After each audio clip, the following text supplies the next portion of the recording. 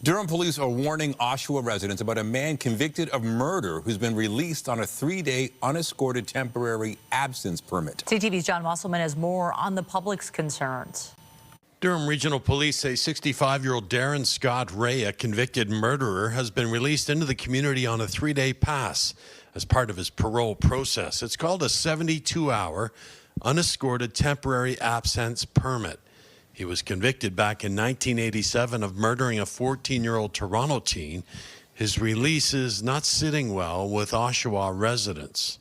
Just hope he doesn't do anything when he's out, because the police are going to hear about it. If he, you know what I mean? People are going to be upset. A nice warning and everything, but he's a killer. I've got grandkids, that I need to worry about too.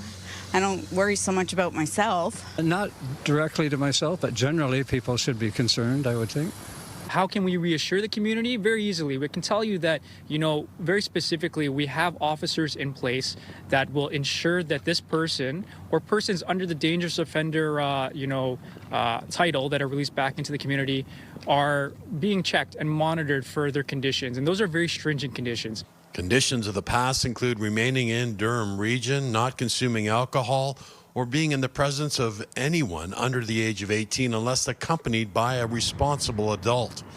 Lawyer Tim Danson, who acted on behalf of the victims' families in the Paul Bernardo murder trial, says the parole board needs to be more transparent when convicted murderers are released into the community. Under the law, the parole board doesn't even have to make public its reasoning.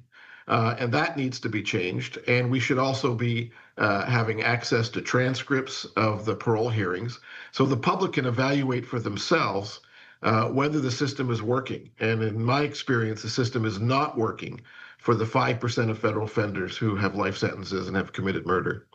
The decision to grant the temporary pass is made by the parole board under the direction of the Corrections Service of Canada.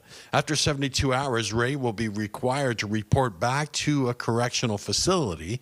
The parole board will then assess whether he is eligible for more temporary releases moving forward. John Musselman, CTV News.